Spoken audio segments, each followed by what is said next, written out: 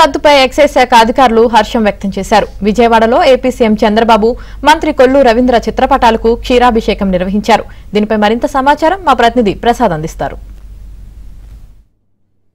గత ప్రభుత్వంలో అనేక అనాలోచిత నిర్ణయాలపై అదేవిధంగా ప్రభుత్వ వ్యవస్థలు కూడా నిర్వీర్యం చేసిన పరిస్థితి, అందులో ప్రధానంగా ఎక్సైజ్ శాఖకు సంబంధించి ఉద్యోగులందరూ కూడా చీల్చి సెబ్ ఏర్పాటు చేయడం, తద్వారా సత్ఫలితాలు రాకపోగా అక్రమాలు కూడా నిరోధించలేని పరిస్థితి. అయితే ఈ వ్యవహారాన్ని గమనించి ఉద్యోగుల విజ్ఞప్తిని గమనించి కోట ప్రభుత్వం అధికారంలోకి వచ్చిన తర్వాత సెబ్ను పూర్తిగా రద్దు చేసి గతంలో ఎవరైతే ఎక్సైజ్ శాఖలో పనిచేశారో వారందరూ మాతృ సంస్థకు సరెండర్ చేస్తూ ప్రభుత్వం తీసుకున్న నిర్ణయంపై ఉద్యోగులను కూడా సర్వత్రా హర్షం వ్యక్తం చేస్తూ ఉన్నారు. విజయవాడలో ఈరోజు జేఏసీ ఆధ్వర్యంలో ముఖ్యమంత్రి చంద్రబాబు నాయుడు అలాగే ఎక్సైజ్ శాఖ మంత్రి కొల్లు రవీంద్ర చిత్రపటాలు కూడా పాలాభిషేకం చేసి తమ కృతజ్ఞతలు కూడా తెలిపారు. మనతో కూడా చాలా మంది నాయకులు ఉన్నారు. సార్ చెప్పండి, ఈ సెబ్ ఏర్పాటు నుంచి అందరూ మాతృ సంస్థకు వచ్చారు, మీరు అందరూ హ్యాపీ ఫీల్ అవుతారు. ఇవి ఎట్లా పని చేయబోతున్నారు, ఎట్లా ఇబ్బందులు పడ్డారు గతంలో?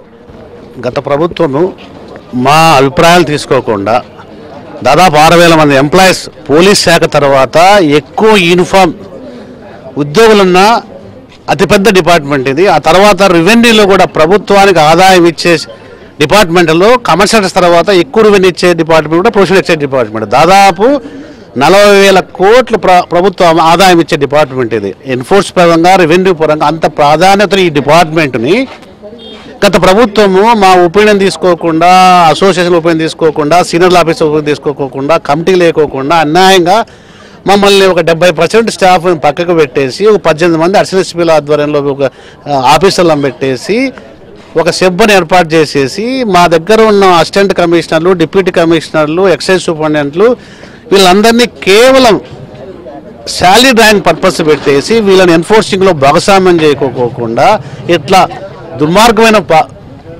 విధానాల వల్ల విపరీతంగా క్రైమ్ పెరిగిపోయి ప్రభుత్వ ఆదాయం గణనీయంగా పడిపోయింది.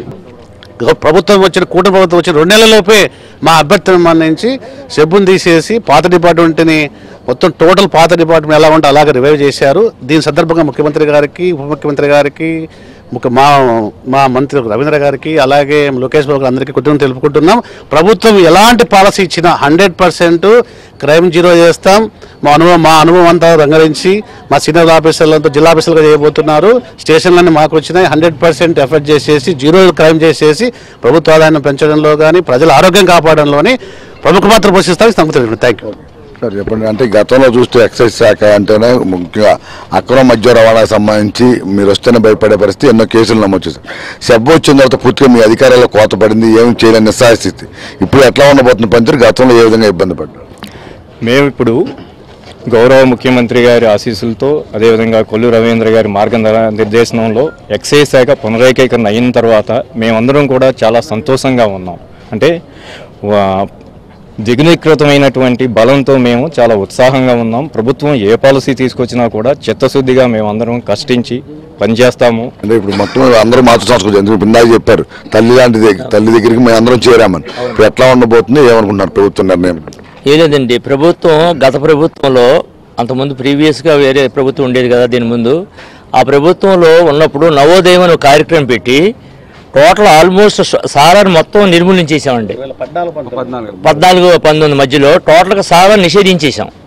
అటువంటిది గత 5 ఏళ్ళ నుంచి సారా పెరిగిపోయింది, ఎన్డీపీ పెరిగిపోయింది, స్పూరియస్ వికెట్ పెరిగిపోయింది, అన్ని రకమైన అనర్థాలు వచ్చి పడ్డాయి.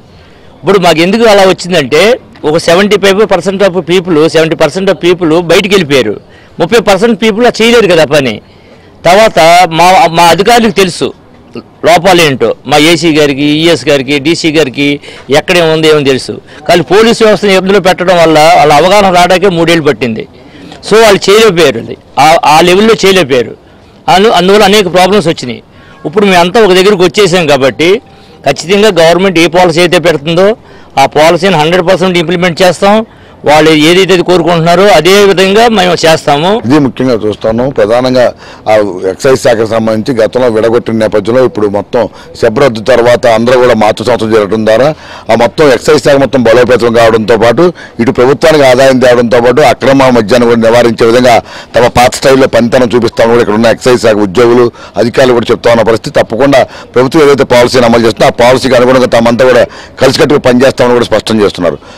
కిషోర్తో వరప్రసాద్, ఏబీ జ్యోతి.